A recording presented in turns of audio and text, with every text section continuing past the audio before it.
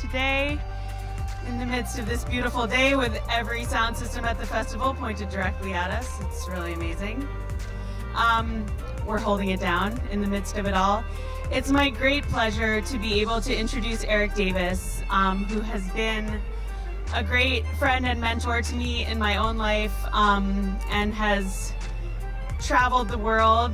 He spoke at Glade when we did a stage there in the UK, navigating huge torrential train rides, flooded. That was crazy. Yep.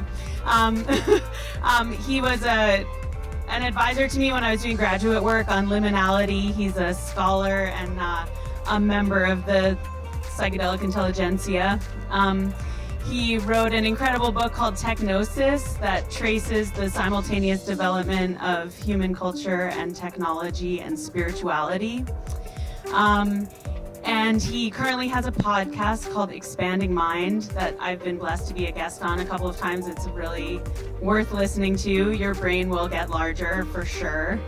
And he's just someone who has continued to be really interested in being a part of the evolution of human culture and looking at what's happening, playing a part in what's happening. We've been kind of continually weaving in and out of each other's lives, bringing content to festival culture and really trying to encourage all of us to think about what we're doing here and why we're doing it and how to focus it in a way that continues to evolve our potential. So without further ado, it's my great pleasure to introduce Erik Davis.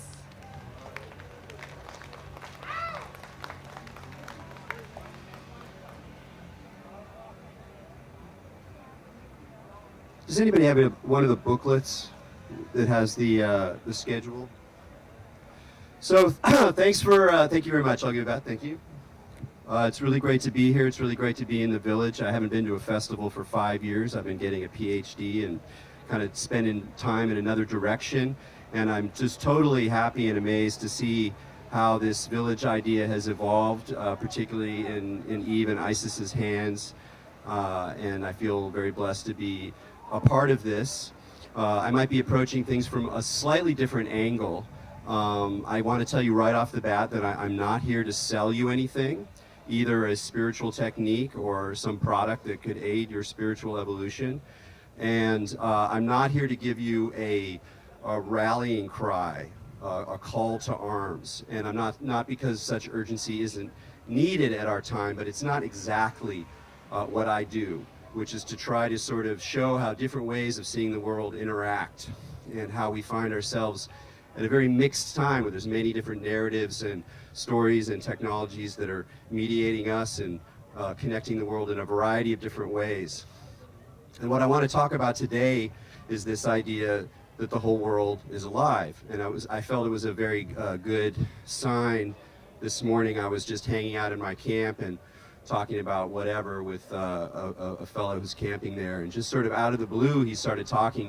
We were talking about veganism and the ethics of it and how we might be growing food, growing our meat in the future, and the whole sort of using biology as a way to solve social and technological problems as a way for technology to evolve. And he was like, everything's alive. It's not that the plants are alive, it's the rocks are alive. It's just that their lives are so long that we can't really tune into them. And the whole world is alive. And I was like, great, that's what I'm talking about today. So I'm done. But what I really want to talk about is this idea of animism. And animism is one way that anthropologists and others have come to talk about something that's fundamental in indigenous views. And one of the reasons that, and so I'm going to be talking about animism, this idea that the world is alive. It's alive not only with spirit, but persons. and what that means. What does it mean to say that there's non-human persons that we have some kind of interaction with? And I want to talk about that in a number of different domains. One of the things I really appreciate about the village and the way that it's designed, and there's a lot of intentionality behind the design, behind the speakers, behind the crafts, behind the practices, is that it's part of an evolution of how to engage indigeneity. And most of us here, probably quite a high percentage of us, aren't indigenous in our upbringing. And we find ourselves seeking wholeness, connection, vision, inspiration. And so then we find ourselves mirrored in our own quest in indigenous cultures. And that creates a lot of opportunity, and it creates a lot of problems. And I know that I haven't read this whole booklet, but there was one part of it that I wanted to read because I thought it was very significant in a way. In the village programming at the bottom, they say there's a thing about cultural appropriation, appreciation, or disrespect. Sporting a headdress or other imitation accessories that were not received through cultural rites with permission, and the understanding that comes with it, means being a walking representation of 500 years of colonialism and racism. LIB embraces raw, creative, and authentic self-expression, but by embracing the current tribal trends, you aren't asserting yourself as an individual, you are situating yourself comfortably amongst a culture of power that continues to oppress Native peoples. So that's kind of an interesting, sort of heavy message to put into, you know, a celebratory guidebook. And I think it's really important because it shows that in order to engage indigenous traditions with respect, you have to do a lot of work.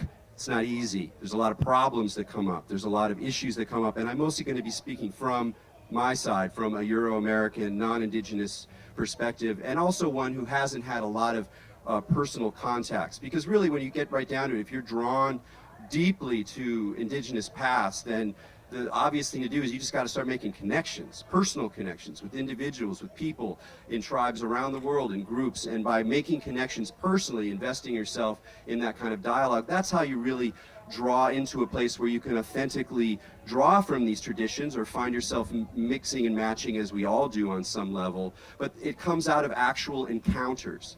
And that's one of the things I'm going to be talking about this sort of animist worldview, is that it has within it the possibility of encounter, and particularly the encounter with the other. And there's different kinds of others. There's tribal others who aren't really other because they're human, but they are other because it's a different way. And then there are all sorts of non-human others, and how we relate with them and how we make connections with them, and different ways of thinking about those relationships. So we're in land here that was partly shared with the Chumash people. And I don't know a great deal about the Chumash people. I wish I knew more, but I'm a sort of native California Indian fan, and I know a bit. And I just want to say a few things that are very interesting about the Chumash in particular. Because we have a lot of models and ideas and images in our head of like how indigenous people live, and what degree of simplicity or complexity they're operating with, and how they deal with relationships with the land. And there's often a kind of over-idealization, a kind of romanticization.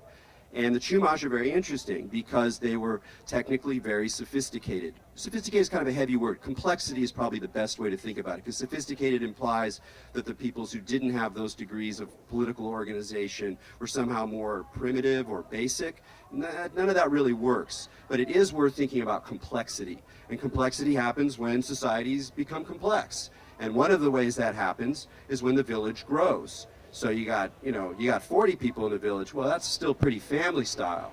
But you get up to 400, and as other dynamics start to arise. And these dynamics are in the nature of populations and information and numbers. It's not just a cultural breakdown. Our brains can only model human relations to a certain degree of density, although we're changing that now with social media remarkably.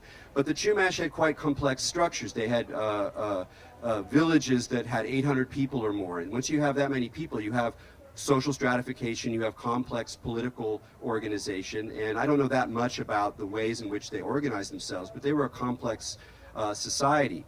They made excellent fucking canoes that blew everybody away. And they were like fast and just really dynamite. And so they had technical skill of a sort of complex level that begins to look a little bit more like a story of technology that we're familiar with from the West, at least a little bit in the beginning. And the other thing that they had was something that functioned something like money.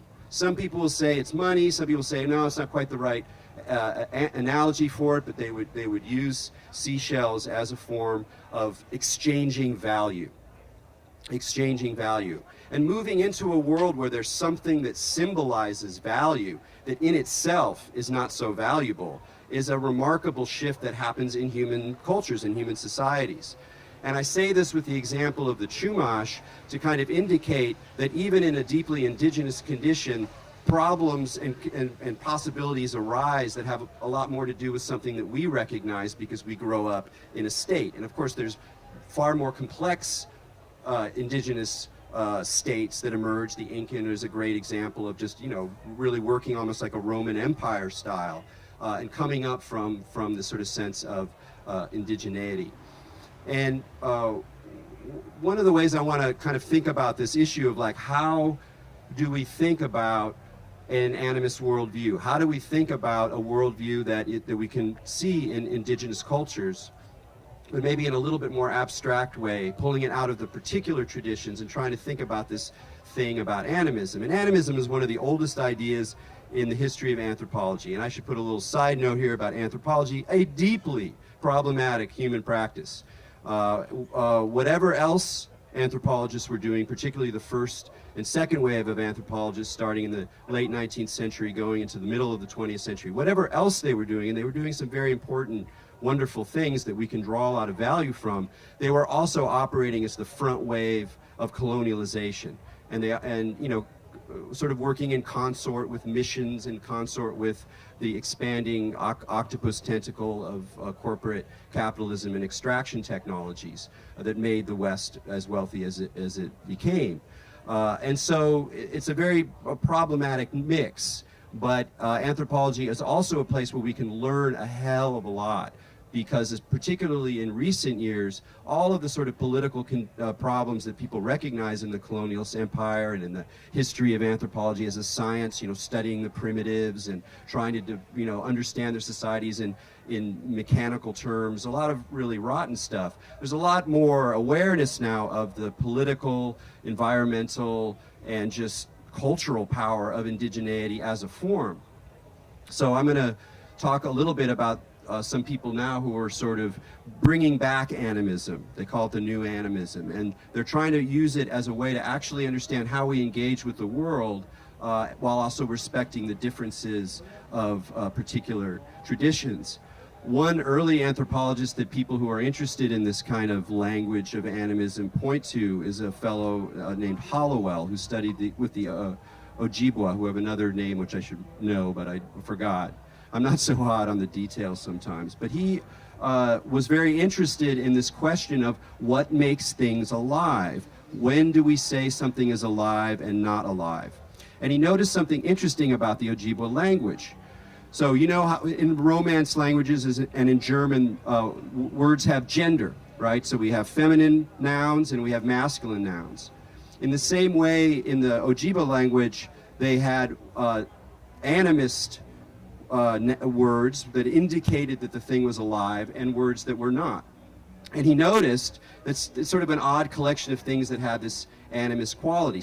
Rocks did, stones did, and so did pots. So both human artifacts and in some ways the ultimate example of like, well, I'm okay with like, plants are clearly alive and, maybe ecosystems, rivers, but rocks, that's pushing it a little bit much. And so one time this is a great exchange in this piece where he asks one of the elders, he goes, "Are all the rocks alive?" And the guy goes, "No, but some of them are." And that's a really important lesson right there, which is the kind of encounter that I will be talking about. An encounter with a non-human other, with a sense of even a personhood. It doesn't always happen all the time. It flickers, it flashes, it comes on and it goes away. So people are running with this idea, so how do we talk about this? And Hollowell talked about other than human persons, other than human persons. And the word person is really important because a person's kind of weird. Like, we are persons, we have personalities, it's not exactly who we are as we think about it in this culture. You know, our personalities are kind of programmed and they're sort of a pain in the ass, and yet they are who we are. So it's an interesting problem, but the world is very different when you meet a person and when you just meet something you're objectifying. And we see this in racism. Like, in order to really encounter the other, you go, it's a person. I got to deal with this relationship. I have to give, I have to take, I have to have responsibility. Whereas if you can other the person so much that they're not considered a person, as happens in institutional and structural racism, as happened in the United States big time, then they're not allowed that personhood. They're not allowed to speak in a way as a person sharing a stage, trying to figure out politically how we get along. And this same kind of idea can be brought into our relationships with non-human others, with plants, with stones, with animals, with systems, with the cosmos. And so I'm kind of interested in how we navigate that space, because I think a lot of us are here, certainly in the village, but even in festival culture, because some part of us is drawn towards being woven into a more animate universe, a universe where our relationships, the objects we deal with, the way that we do things in the world, carries within it a kind of spirit, a vitality, a liveliness. So I'm interested in how we find that. One of the concepts that's really helped me to understand this relationship comes from a German philosopher named Martin Buber. And Buber was very popular in the 60s and 70s, and he's kind of faded out today, but his book, I and Thou, is still an incredibly worthwhile text precisely on this point. And he talks about the way there's two different worlds that we operate in. There's the he says I, that some people translate it I, thou. It really is more like I, you. The I, you relationship and the I, it relationship. And we flicker back and forth between these relations all the time. And in the I, it world, that's the world where we're operating. We're making stuff happen. We're using things in order to achieve certain ends. We're treating the world of others that we're encountering as objects towards a certain kind of end. And we have to do this. It sounds like a little bad, right? But we have to survive. That's where we're also part of this incarnational, costume show. We're also agents. But then there's this other mode, this IU mode. And the IU mode happens when we recognize a person. And suddenly a whole different language appears. Suddenly a whole different sense of responsibility emerges. There's something that's pulling us that in a way we don't have any power over. There's something that's opened up, a kind of connection that calls us in a very different way. And he talks about this, even in terms of relationships. And especially if you have a long-term relationship, you really see this happen, where you can watch the way you flicker between an IU and an I-it, like, oh, she's in this kind of mood. Okay, if I make this one little gesture, I know that'll kind of calm, in a way, it's sort of like the person is sort of, you're giving them a game. But then at the same time, right next door, then there is this real encounter. When you see people break up, often it's because they lose that capacity to see the other as a person, and they become a bag of problems or issues and all these kinds of mechanics that then you try to process, et cetera, et cetera. So we're always flipping through these modes. Another way he talked about it is with art. Clearly something like an IU experience is available in art. In fact, for me and my life, the first place that I encountered this sense of encounter was in being moved extraordinarily by occasional pieces of sculpture or art, painting, images, even films, where suddenly something shifts and there's this sense of tremendous presence, and that there's something unique and singular about that moment, and there's some kind of sense of communication, a kind of opening. In the Eastern Orthodox tradition, they treat their paintings, their holy paintings of Christ and Mary, as icons. And the idea with the icon is that if you stick within the formula, the way, those images are so familiar, like when you've seen them a lot, you see them over and over again, because they follow very simple rules in terms of how they're designed. But what they're designed for is to act as portals, so that the image isn't just a flat image, and it's not just an idol, like a statue that we might worship. The idols are very, very fascinating objects for animism. But even behind that, even farther, there's a kind of opening into an incorporeal encounter that can happen through the object. And so I found that in going into museums and going towards art that moved me, it was a real opportunity to open up the heart to the possibility of having these encounters and just almost like trusting your intuition, and stuff will talk to you. You'll see things, you'll see insights. And so this is almost like a kind of simple way to begin to cultivate the capacity to relate with the world in this animistic way. And so that kind of I-thou relationship, I think, is really key.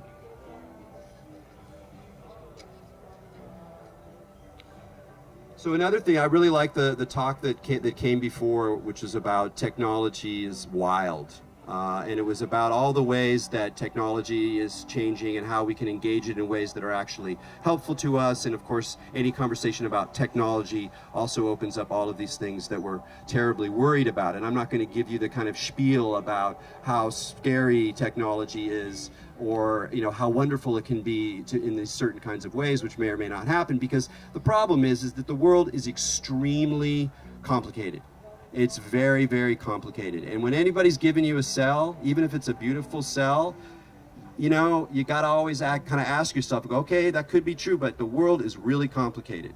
And one of the wonderful things about navigating the world through encounters, through experiences, both with people and places and trees and dreams and objects, having and cultivating this kind of connection, is that it helps you navigate the complexity of the world. Not in a big abstract intellectual way, but in a way moving through your relationships and through your resonances and through ways that the world speaks back to you, calling you into a conversation, calling you into a certain kind of engagement. But I'm very interested in this question of technology, and we have to see that it too arises, if you will, from an animist universe. I heard Eve and Isis give a wonderful presentation the other day on ritual and different what the amount that they've learned in terms of constructing rituals that work for people who are navigating these very questions, who are inspired by indigenous traditions. If they're lucky, they've established really deep relationships with particular traditions or particular teachers. But even in any case, sort of having to kind of make our way up or find our way through. And Eve talked about the importance of understanding something about the tradition that you come from. And in this crowd, it's mostly the European, Euro-American experience. And while there are certain dangers with this path, because it's important to recognize that the idea of just relating to your own genetic lineage in order to gain that sense of an animist connection, which makes sense. You want to find a root. You want to find something that you can ride through, something you can identify with that's been coursing through time for a very long way. And there are those elements inside the European tradition. But of course, there are also other people who use that same rhetoric to harden fascism. So there's a very strong current of pagan fascism that's very interested in rooting into the earth and finding the old ways and resisting capitalism and resisting technology, but they're doing it in a very exclusivist way that involves very problematic ideas about race. I'm not going to go into those right now, but I just want to indicate that the appeal and the dream of finding your own roots is, like everything else, political. Like everything else, you need to keep your canniness about. You need to keep your sensibility and a certain ability to move outside of the story, as well as going deeper into the story. But what she was particularly talking about is tuning into the people of the steppes, the nomads. And they have a different zone, because here we are in a village, and we often associate indigeneity with villages. And that sort of seems like the old way. That's the old patterns, to have a village. But we have to remember that villages emerge with the Neolithic Revolution. Villages emerge when you have agriculture, and so you want to be more settled, and you can support larger and more complex organizations.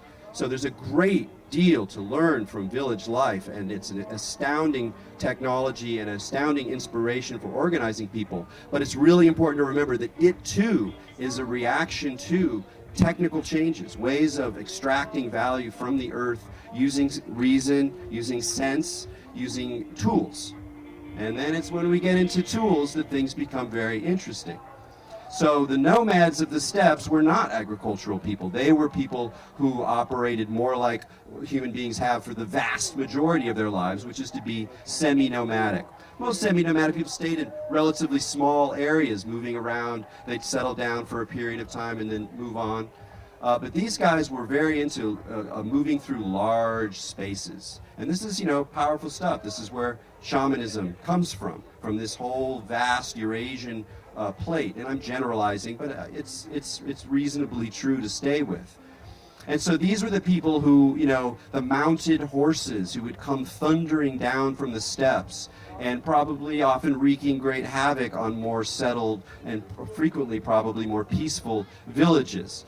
There was, for a while, there was a very strong idea amongst pagans that there was sort of these matriarchal cultures that were really settled and rooted down in a village form, and then you had these patriarchal nomads coming down with their horses and their metal. In a way, there's some truth to that story. But the thing that's most important right now about bringing forward from these peoples is the relationship to metals. The relationship to metals and metallurgy. Because it's in understanding something of where metals come from in a cultural sense, in an animist sense, that we start to understand, in a way, the larger sacred drama that is being played out through technology today. So that there's some spirit in the thing as well as outside of it and trying to sort of control it or resist it or create an alternative. And the idea with metals and metallurgy is like, hey, these things are kind of useful. And then they found that, rather than just taking some sky metal that maybe fell from the earth, our first source of iron is all from the cosmos, which is a very interesting metaphysical issue when you think about it. And they were like, hey, I can make a knife out of this. And gradually they discovered that they could actually pull it out of the earth, and then by doing certain transformative processes, then new and more valuable metals would emerge through smelting, through adding in other metals to create certain kinds of materials like bronze, so creating these hybrid metals. And all of this is happening in an animist worldview. All of it's happening in a way where these things are alive. And the basic idea is that, like, in the earth, they're gestating. They're like they're in the womb of the earth, and they're moving forward, and they occasionally create beautiful jewels, or they create metals that are useful. But we, being clever monkeys, can speed up the process. We can create an artificial technology. We can create a forge where we take these slowly gestating metals and speed them up through fire, through heat, through serious fucking magic. So metallurgists were no joke. Metallurgists often carried a very heavy load in any given society. They were often on the outside. There was something dark about it. There was something kind of, a little Mephisto-like, a little bit mischievous. And this is in traditional science. There's a lot of different ways that metallurgy operated. And again, I'm generalizing at a level that some anthropologists would really hate, because they would say, no, look, you got to look at the specific people. When we generalize, we get into bad stories, and we got to watch it. Nonetheless, I think it's really important to recognize this kind of sense of magic and even of mischief in association with technology. And these ideas about the gestation of materials in a way of actually building tools, building things that work in society, is also where we get alchemical ideas. In a lot of ways, the ideas in alchemy, the sort of esoteric course through our history of working with the agency and animism within elements, how things can come forward and merge from that. That whole alchemical tradition, in a way, comes out of metallurgy, comes out of our relationship with metals, which are very interesting kinds of spirits, very interesting kinds of creatures, if we want to go into that direction. And that is indeed partly what I want to talk about, because what interests me is how these animist impulses manifest themselves in different ways. And even though science gets all sorts of bad flack, right? Because science is what alienates us from the world. It alienates us from a more personal relationship. It's objective. It cuts. But we have to remember that all of those things, again, emerge out of a very, very earnest attempt to try to sort of understand and see through the veils of nature. It's not just some imposition of total control society, though that comes, and that is part of it. But we have to see that science emerges from a very deep desire to harmonize and recognize how this magical material world actually works, and to, in a way, develop an ability to step out of the story so that you can really understand what's going on.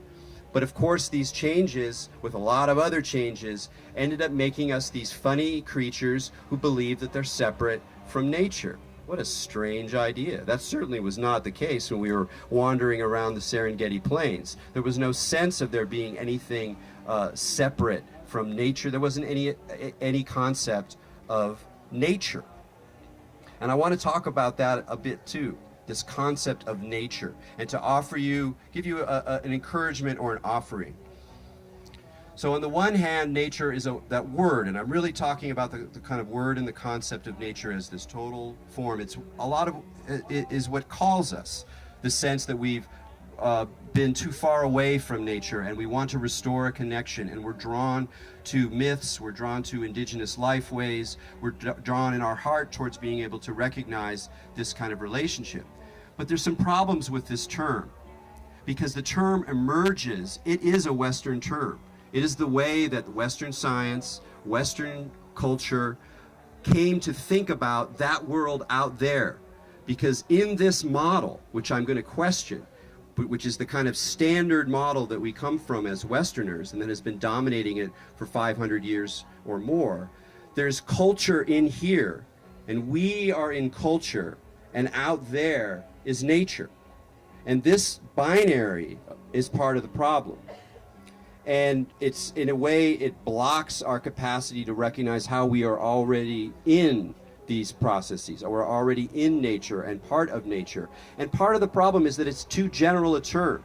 And so my invitation to you is notice when you think or use the word nature, and instead of just like barreling through there, stop and go, what are you really talking about? Are you talking about ecosystems? Are you talking about environmental processes? Are you talking about trees? Are you talking about smelt?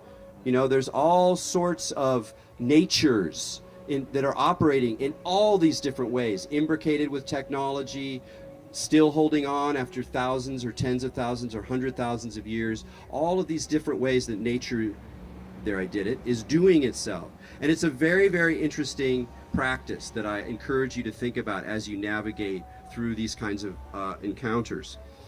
So I think I want to talk a little bit more about technology and a little, some maybe slightly more ominous ways to think about the way that the whole world is alive.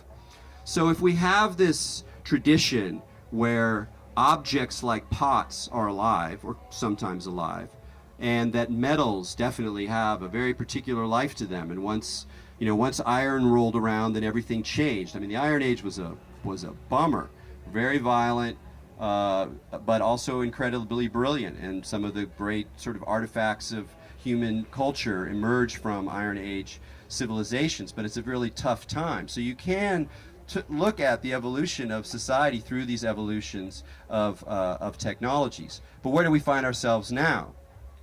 Well, there's a lot, technology is going wild, as the previous speaker taught. And one way of thinking about that is thinking about what algorithms are now. Algorithms are basically recipes. And in computer code, a lot of what you're doing is you're just saying, hey, do this, then do this. If you read this, then do that, then do that. And these immensely complex recipes, just the way you make a menu. Do this, put this thing in, da-da-da. You'll get an outcome, do something with that. But algorithms are incredibly sophisticated, and much of the sort of machine intelligence that we're dealing with has to do with these incredible sort of code things. They're not quite alive. They're sort of alive the way viruses maybe are alive. Are viruses alive? Yes, sir? I mean, I'll take more questions at the end, but if you got one right on this zone.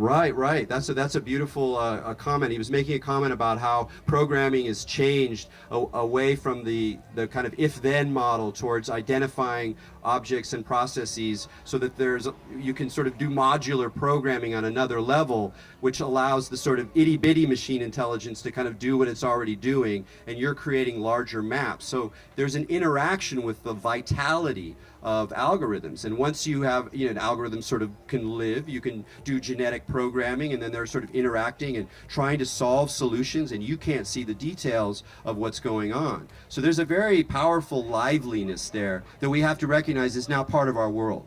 They're part of the critters, in a sense, that we are operating with. And when I say critters, I don't mean in like, it's alive and we should do whatever it says or anything like that at all. But it's important to recognize the vitality of these devices.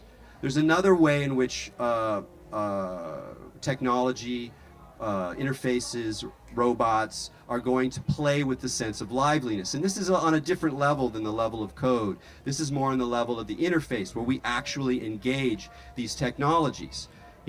One way of thinking about what's happening with these technologies is that on the far end, there's this completely alien language of ones and zeros that are actually doing the work inside the machine. But that stuff is really, really hard to talk to. So programmers have built up these layers of languages to more easily speak this alien tongue. And then at the top level of this hierarchy is the interface. That's what we see. That's where I go to my, mail browser and I pull something into a trash can, or, I deal with some interactive device or advertisement. This is the layer of surface. This is where we create cultural design on top of all this code. And that surface is also becoming alive, but not quite not in the same way that I'm talking about with algorithms. It's becoming alive because it's one of our stories about what technologies do, is they become robots, or they become AIs, or they become intelligent. They become something that we kind of have to deal with almost on a kind of interactive or conversational way. And this model is already coming in and will be pushed very, very hard by some not altogether marvelous parts of our society, that the desire to have the idea that this thing is actually intelligent and interacting with you is part of our cultural moment. It doesn't mean that there aren't things going on here with what a machine intelligence is, what happens when a robot it becomes so able to move through its environment that very capacity to engage the environment richly begins to produce certain elements of, if not consciousness, then certainly intelligence. And once again, we're going to be there living in a world with these others, but they'll be weird others, because some of them will be like cheesy corporate moves and things that take care of kids and you're not really sure what, and it's going to be a very crowded world. And that's something about the animist worldview, is it's very crowded. There's a lot of others out there. It puts us in that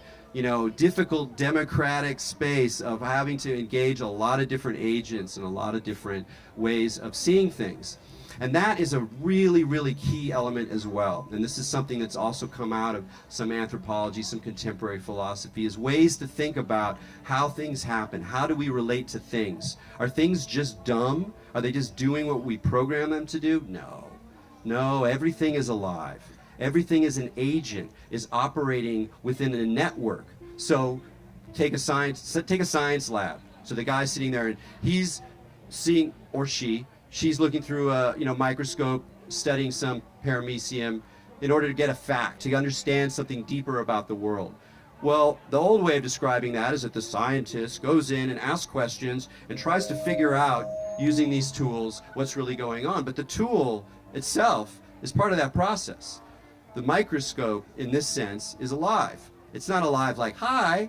It's alive because it's an agent. It's an actor in a network. And it's the larger network that is producing the knowledge or producing the insight. And our whole lives are like this. We're surrounded, always embedded, always interacting with these matrices of artifacts that have been produced in different ways that have their own thing to say.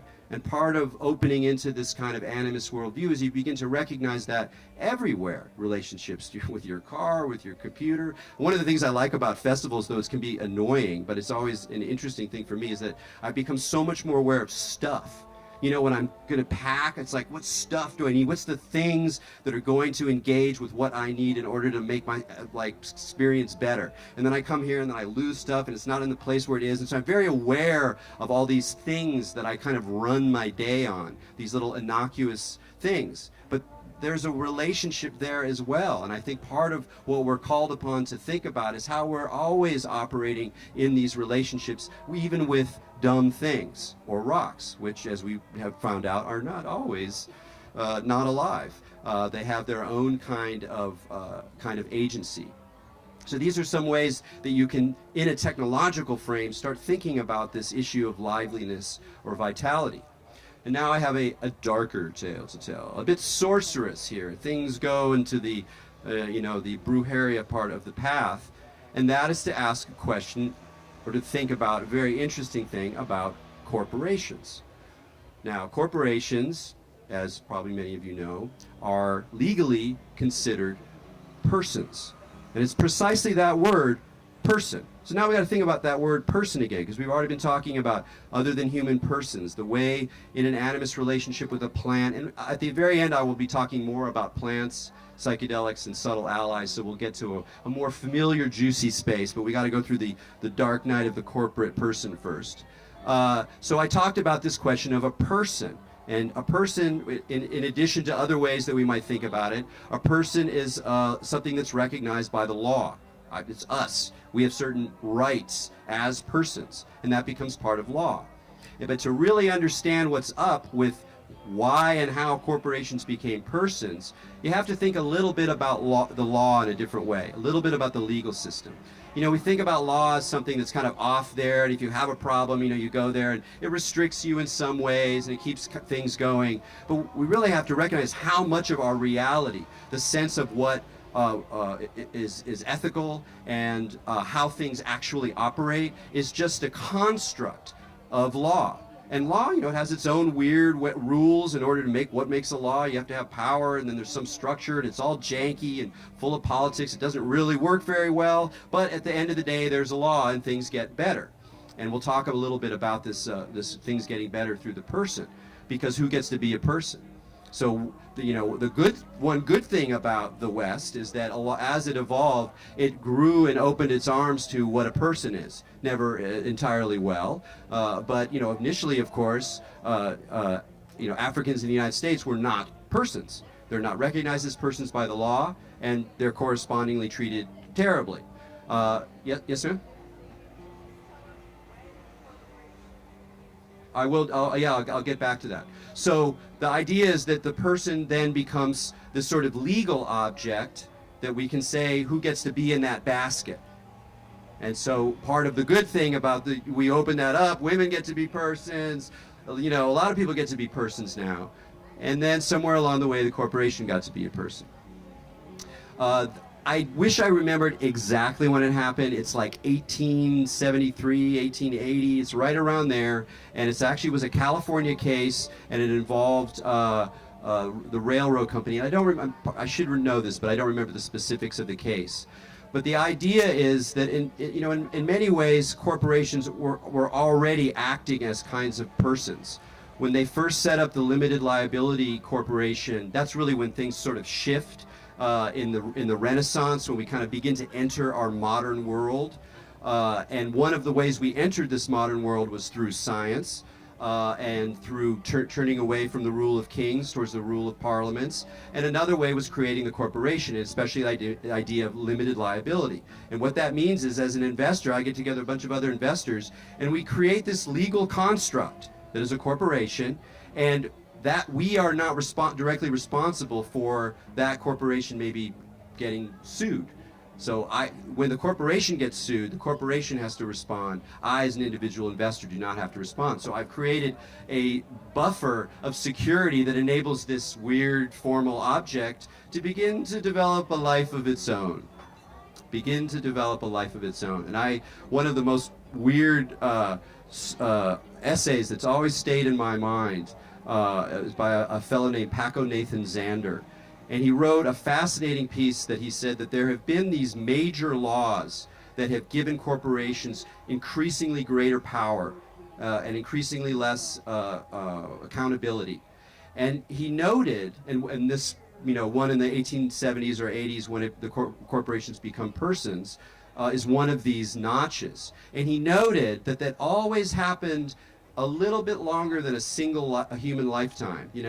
80 years, 90 years, 100 years. So there's just a couple of these big shifts. And it's like, wait, it's almost like it's designed so as a human being we only really go through one of them, because if it goes too fast it's going to be too obvious that this is a total bummer. It's a bad deal, it's bad juju.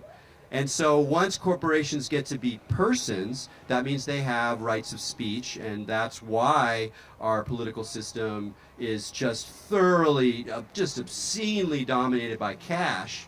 Because cash is like, hey, it's free speech, for the corporation gets free speech. So this idea of a person enters into the legal system, and in a sense what I'm saying is that law is a kind of magic. It's a kind of invocation. It's a kind of way of using language to create agreements that have real power in the world. And partly what we see with corporations is the vestiges of their liveliness, of their personhood, outside of the networks of accountability that keep things more woven into to the real. So we have to recognize that they too are sort of part of the picture.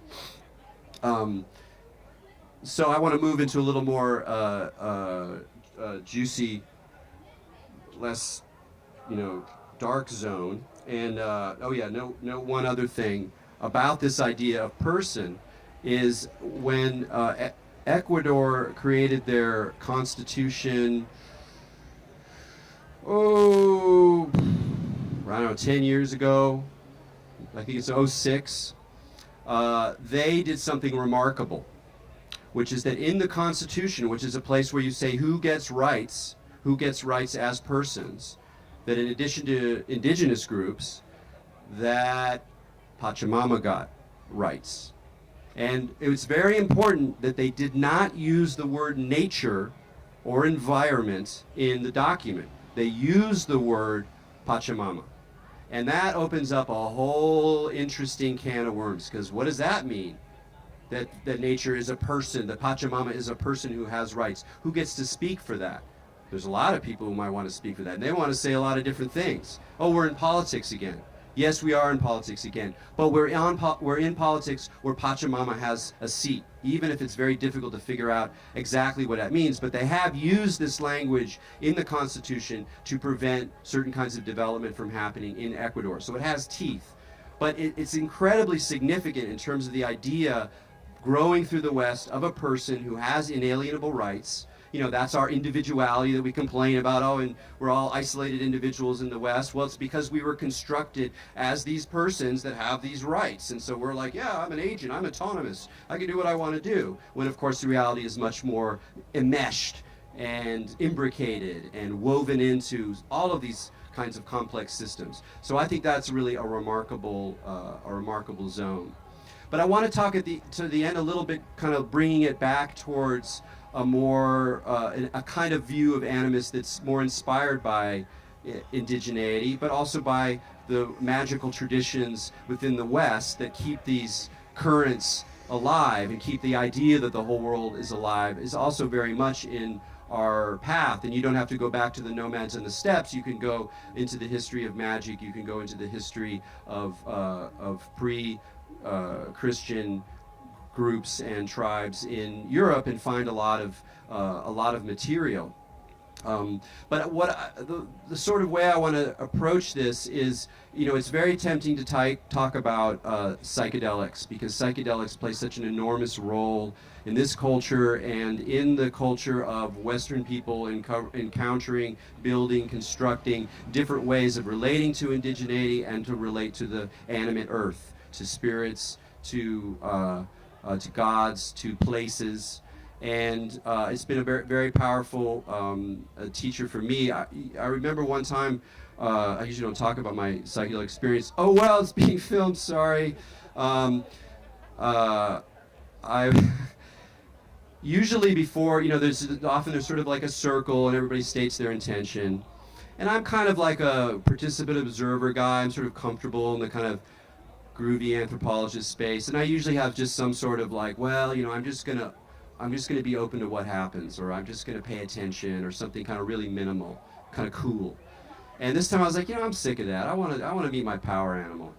You know, and I don't usually talk that language because I'm very aware of the question of appropriation is very sensitive to me, and I'm very careful about how I kind of move into other languages, and I really need to feel invited and authorized by my own experience and my own connections with people. So I move gingerly in this zone. And of course I was you know, gifted in a remarkable, extremely clear message that then produced a series of synchronicities in the following days that made it very clear what the answer to that question was. And so psychedelics are a very interesting place because psychedelics are so responsive to our intention, to the story that we tell going into them, that they open up the place not just for us to repeat our own stories or project our own stories, though that is a very significant problem that I'll talk about again in a moment, but it also opens up a place for encounter with the other.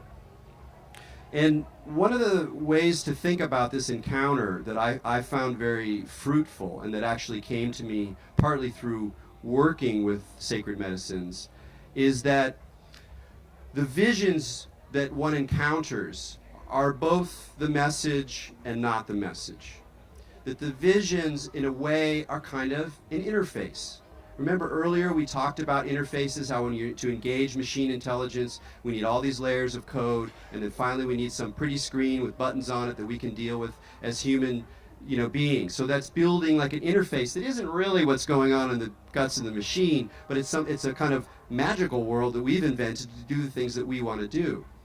And so if you imagine that you have an alien consciousness, some kind of other, just the outside, something you can't even imagine. Don't even think about it as consciousness. And then we have our little monkey worlds and symbol system, meaning making. You know, we're meaning machines. The brain's always making patterns and projecting patterns and finding our way through this. When this thing meets this mind in a psychedelic space, an interface is created, a way of modulating difference. But it just gets more different. The farther you go, the more alien, the more weird. In a way, the visions are kind of like nice little places to rest in a kind of encounter that goes much deeper. But I don't want to talk too much about serious psychedelics. There's a lot of things to say about it. It's a complex world. I'm happy to have questions about it. I would like to talk about something that is more familiar, available at hand, legal, and I think a marvelous way of working with this question of how do we open up ourselves to this animist worldview. I might not have the time or energy or opportunity to make connections, direct connections with indigenous communities. I may not like the weird pagans around me. Some of this is always going to be on you to develop the capacity to relate to the world, to your dreams, to your impressions, to your sensation, that opens up that possibility for some kind of encounter. And so I'm really into what I call subtle allies. And subtle allies are subtle psychoactive materials, plants, herbs, that have a light amount of psychoactivity to them. And they definitely have a personality for that reason, because there's some kind of sense, there's some kind of wisdom, there's some kind of way of seeing or building a world that comes through these things. And you know, there's a lot of things we could talk about. I mean, it's not, you know, I don't have like a laundry list, but for me, one of these is tea. And we have a marvelous tea master over here who's serving excellent oolong, excellent pu'er. If you haven't had that experience, highly recommend it. There are different ways of relating to it. I'm not going to get into too much detail. I wanted to mention another one because she's been coming through for me here, is mugwort.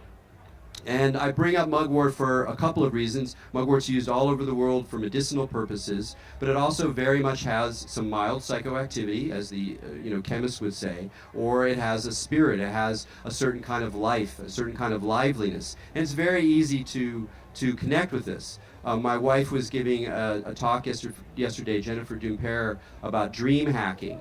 And one of the things she was talking about is different ways to encourage the richness of your dreams, and one of them is to use scent, because our scent responses are very heightened in dream states, and it's a way to kind of encourage the dreaming mind. And one of these great allies is mugwort, which you can smell as an essential oil or drink a tea. And it's mellow, but it's there. And what's wonderful about these psychoactive, these subtle allies, and just the other reason she was coming through for me here, we did a little bit of it before, and then in the art tent, there are all these sort of God forms, these deity visions that come through a kind of psychedelic experience and are then incarnated as these sort of, really like icons in this language of psychedelic art. And there was one that was a mugwort. It was a mugwort. It was a woman with a dark background, a little bit of purple, and I was like, yeah, that's it. That's the mugwort I know. I'm good with that. I can hang. So I had that little moment of like, yeah, mugwort, right on. And what's good about these subtle allies, a lot of things that's good about them. One is that it allows us to practice the ideas, models, issues that we have around heavy-duty plant medicines or non-plant medicines as well. I mean, there's a lot to be said for the non-plant medicines, but that's another conversation. But it allows us to practice these things on a very subtle, everyday level. Can I grow my ability to hear what's going on and to realize that hearing is also the beginning of a dialogue, of a kind of conversation or a set of relationships? And maybe I end up getting enthused about it and telling other people about it. So I become a propagator of this plant, which has its own designs, its own survival drives, its own reasons for entering into human society. And part of the reason, I'm bringing up mugwort is because it's also one that's in the European tradition. There's, a famous charm book from, I think, the 12th century in England that's like, I should remember again, the 9 charms or the 11 charms. Forgive me. But it lists all of these. Hops is one of them. These powerful, subtle allies that are in our world, in our food, in our reality that we can tune into. And so in following mugwort, we're also sort of ringing the chime of our own, to speak as a Euro-American, our own kind of tradition to some degree. And so it's another sort of offering. One more I'll throw out, and then I'll probably open this up for questions. We can range wherever you want to. The one more I'd like to mention is a little bit more challenging, is calamus root. Calamus root used widely by Native Americans, again, for medicinal reasons. It's really excellent for the lungs. It grows in wetlands, and it's a very bitter root. And so the bitterness kind of bums some people out. I happen to like it. Chewing on calamus, again, a very marvelous, impish personality, euphoric, helps you work, a real sweet guy. And so there are these sort of opportunities in a way to just kind of play with it. It's not a big deal. It's something in your ordinary life, and it just brings a little bit of that juice and that enchantment into your ordinary day, the way you relate with your tea. Not in a big, sacred, blah, blah, blah way. It's just how you're reacting to your own reactions as a way of opening up to these subtle allies, which then model less subtle allies and the way in which you might encounter them and the kinds of connections and assemblages you might make. And that's really the final kind of message about using these animist models and ideas as a way to navigate all of your life, not just the sacred life, or not just when you go into nature or go into a festival, but really all the time, and really recognizing the kind of the difficulty and the challenge and the complexities and the frighteningness that's in the world of artifacts that we've created for ourselves, and being able to be strong and warrior-like in relationship to a lot of things that have their own agency, their own contribution to make. And again, if I talked about at the beginning about one of the reasons this model I think is so important, or this way of being in the world is so important, is because it helps us navigate the complexity of the world, and particularly the complexity of where we are now, by building relations, by building connections, by building interpersonal relations with people and with places and with objects and with growing things, animals, the whole zone. It's a big, crazy democracy. There's no way it's going to work, but that's what we're being called, I believe, to open up into. So thanks a lot for your attention. Sure. Absolutely.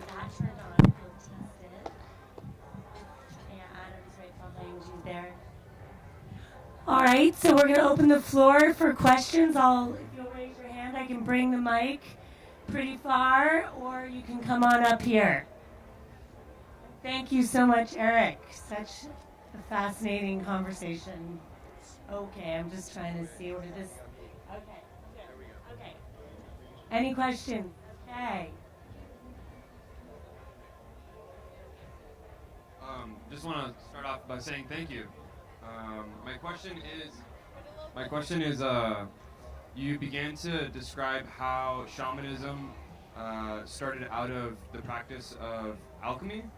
Do you mind expanding a little bit more on that and how that manifested in other parts of the world? Yeah, that's a good idea. So,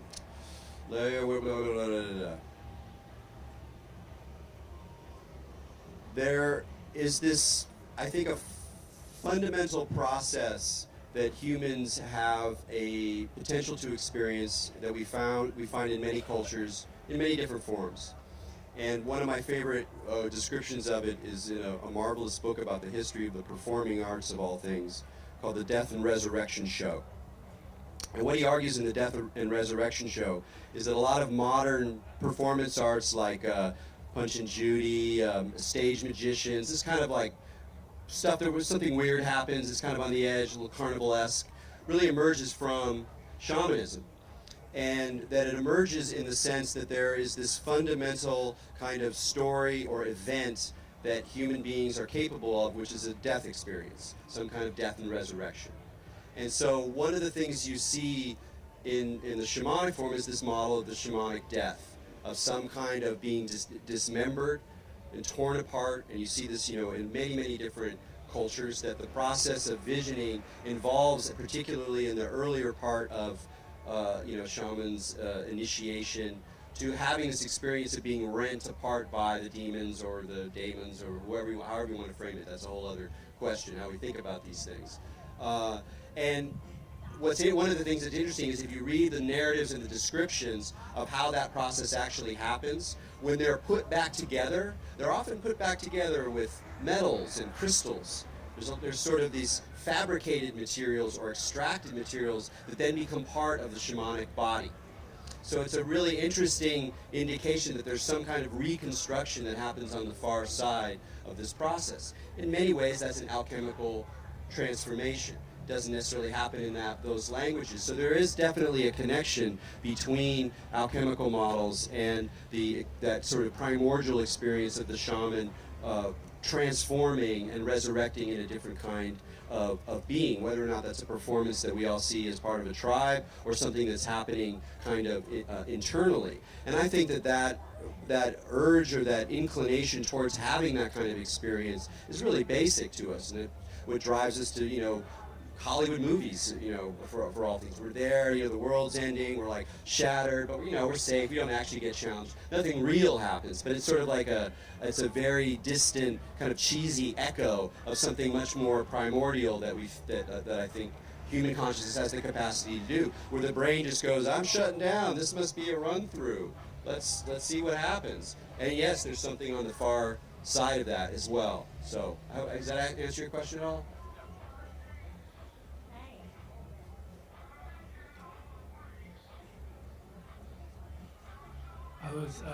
I was thinking about your words on corporate personhood and kind of extrapolating onto the possibility of synthetic intelligence, should a sufficiently advanced one come to be granted personhood, and will the negatives of corporate personhood maybe justify themselves retroactively in aiding synthetic intelligence to a level of personhood? Sure. Yeah, no, I mean, it's very easy to run sci-fi scenarios where the whatever we finally decide is a sentient technology is absolutely interwoven with the current corporate form. And that is terrifying, of course. And it's, in terms of development and cash, that's what Google's doing. That's what Google's looking at, is a world where these things pop. And one thing I always like to bring into the discussion about the future and AI and is that, in my view, let's say there is real AI. Let's say that there's something that kicks in, some emergent property, however you want to characterize it, it happens.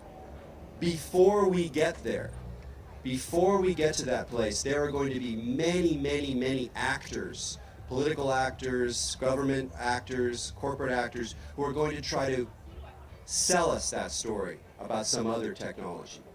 So we will be wrestling with this question of what's alive, what is, what should be making decisions is a big one. At what point are the decisions going to be better made with machine than human? Take trucks.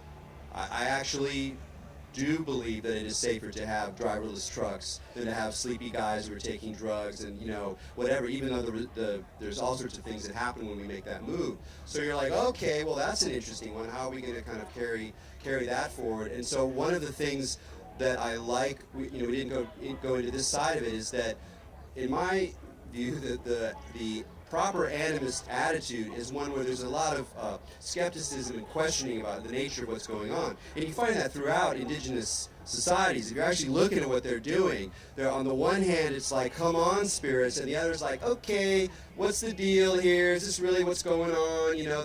There's a lot of trickiness to the whole zone as well.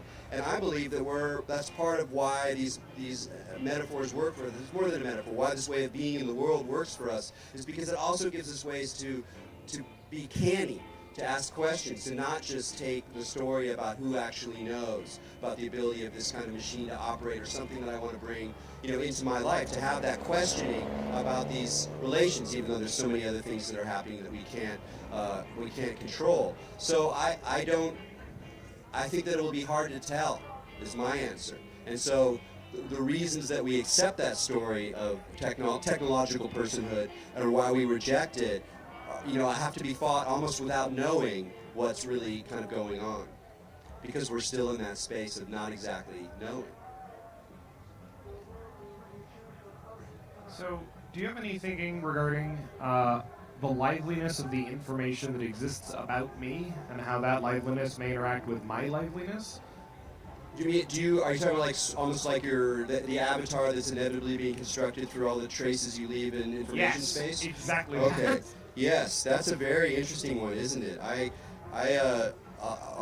be personal about that. I find the whole process of crafting a avatar, sort of how am I going to be how is my sort of like my doppelganger going to be represented as it moves through these spaces? And in a very, very short period of time, there's going to be extremely robust algorithms that are going to help us do all sorts of stuff by offloading the too many tasks that we have in order to run out there and do things in our name. And of course, there's lots of problems with security and cache, But this world is coming one way or the other, and that does mean crafting this sort of relationship with these strange, it's a distributed doppelganger. It's not like one guy that cruises around. There's traces of you in so many databases, and they're sort of mashed and woven together in all sorts of ways. So is the question like how to feel about this, how to think about this sort of?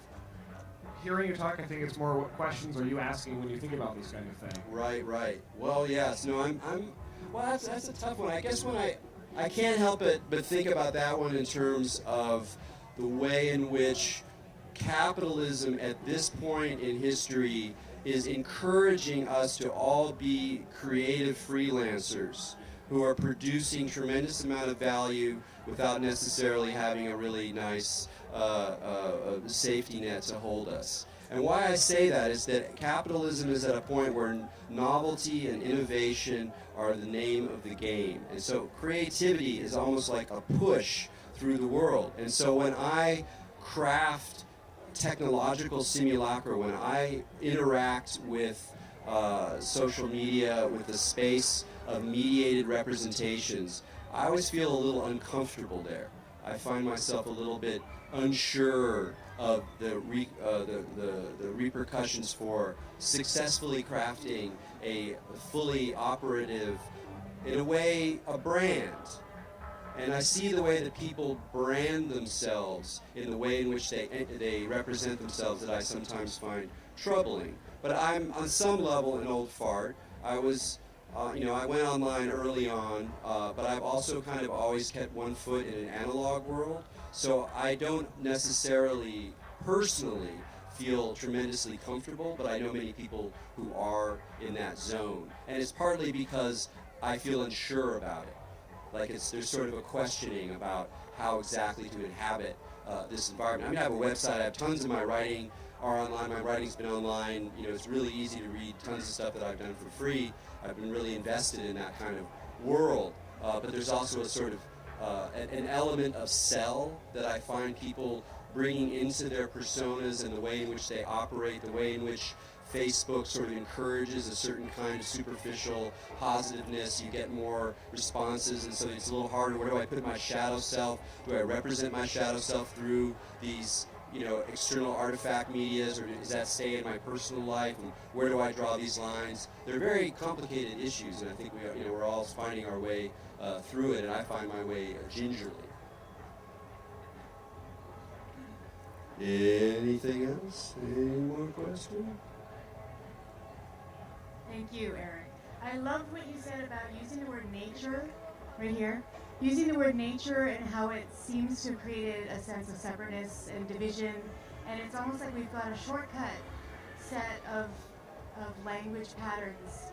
And I'm wondering if maybe you could talk a little bit about how we can remedy that. Do we need to maybe reduce our variety in our language? Oh, right. How do we keep that sense of separateness from happening through language and culture? Oh, that's a big question. I mean, we do have to be conscious about our language, you know, and that's also, that gets into this question of branding too, because that's partly what you're doing when you're representing yourself, is you're crafting your language in order to make something happen. And words are very powerful. We're made of words. We didn't have any choice in the words we used. You know, it's like we have these nice, fresh little brains, and then they get programmed before we're even aware of what's going on. All of these words have histories. They shape the way we see the world, and often unconsciously. And so part of the work of waking up or paying attention is also to question the words that we rest on really easily, even a positive word like nature. And it brings up one other thing that I forgot to say earlier about an animist worldview, is that some anthropologists now are kind of doing the game of making anthropological studies of the West. What does the West do? And one of the things that the West does is it says, we're in here in culture, and out there is nature. And they say, well, you know, that's just one way of doing this. If we go down to the Amazon, for example, this one amazing Brazilian anthropologist talks about Amazonian perspectivism. And in that worldview, it's very interesting.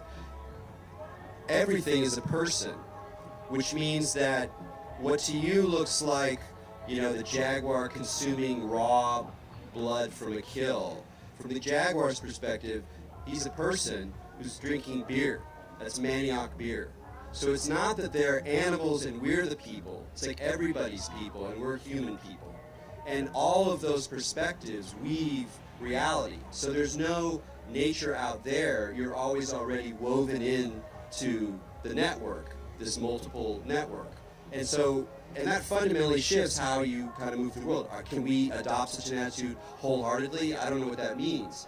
But I do think we can decompose some of these, especially the big words, the big abstractions. That's why to not say nature is to say I have to say something more specific, and that grounds you more closely in an actual situation and an actual relationship. And the same thing, exactly the same thing, is with technology. We tend to talk about technology, but of course there's myriad of technologies, and they have very different courses, lives, and you know, movements, things that they can contribute, and by abstracting that way, we block our capacity to look more specifically at each individual situation, which always has its own implications, its own laws, its own way of kind of moving through things. So that's part of what one of the things that I'm hopeful for.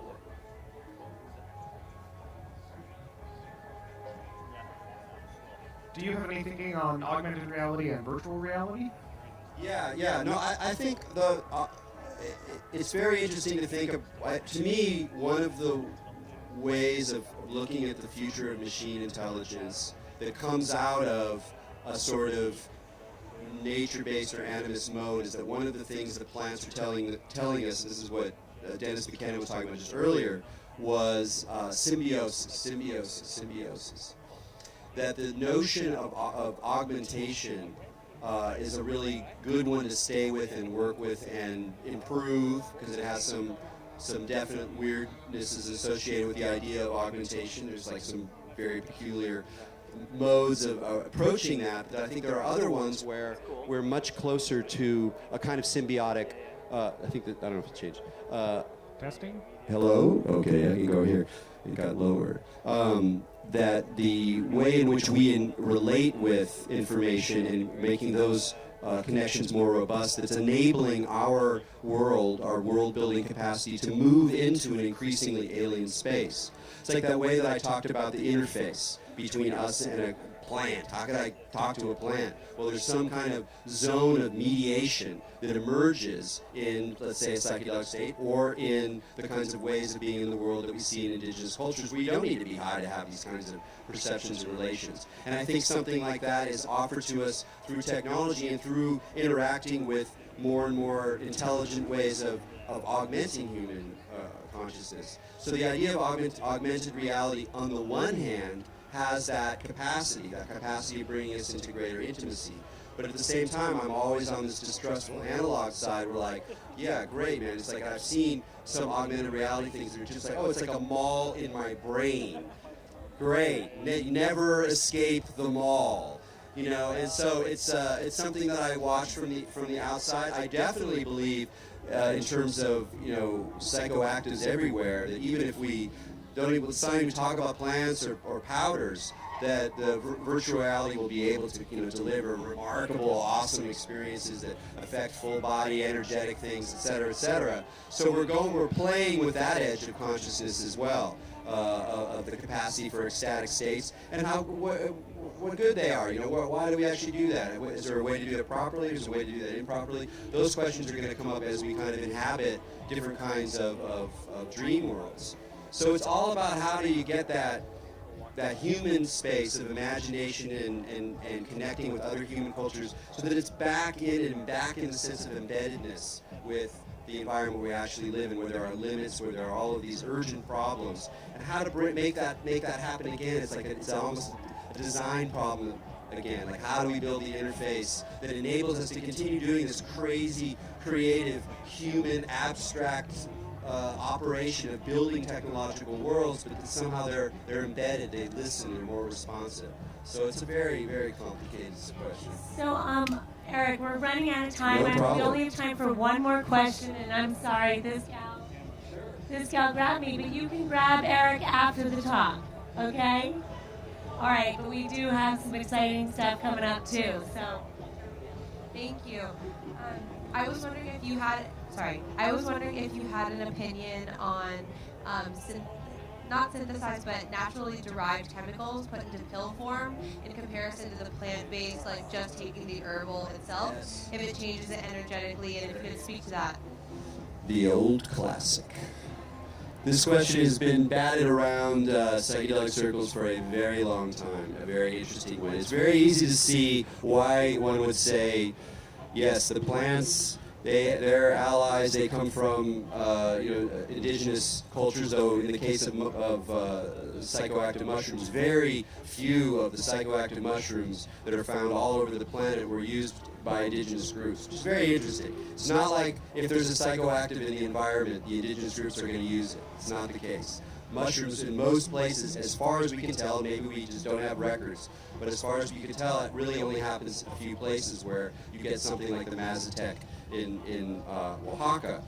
So there's this idea that only the plant spirits are really going to have juju, and then what are you going to do with synthetic things? You know, a lot of our synthetic products, of course, derive from nature, so we can talk about LSD, but it derives from, a fungus on a rye, which may have had very powerful role to play in the history of European civilization through the rites of Eleusis. We don't know what they were using, but perhaps they were using an ergot substance. Some people think they were. So what do you do with LSD? I mean, it's clearly the product of a lab, and yet it was based on this sort of translation. In a way, that's kind of like drawing from the natural matrix. On the other hand, there are now powerful psychoactive plants, teachers that aren't plants at all, that are fully synthetic. And some people believe that that's not, that you should move away from that and you should only go for the natural environment. It's a tricky one because it's partly about the story that we have in our head, and I don't say that lightly, like, oh, it's just a story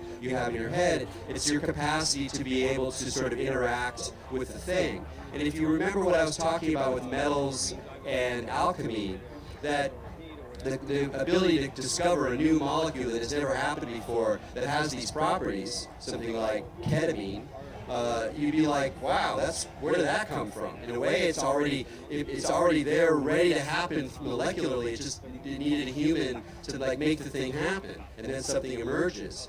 And is that like a lower teacher? Well, in that case, probably, but I won't go into like my value system on these psychoactives. But I think it's important not to have a rigid line, and in fact, not having a rigid line is precisely the way to encourage these kinds of questions and relationships, rather than sort of fetishizing the natural and deciding that what comes out of the lab is somehow tainted with that, although it's also a powerful story that can sometimes become very clear. I've known people who like found themselves finally in a place where a whole bunch of stuff is off the table now because it's just no longer appropriate to the situation, and yet clearly a lot of people are waking up or exploring through the absolutely insane global market and research chemicals that is now confusing and overwhelming everyone everywhere.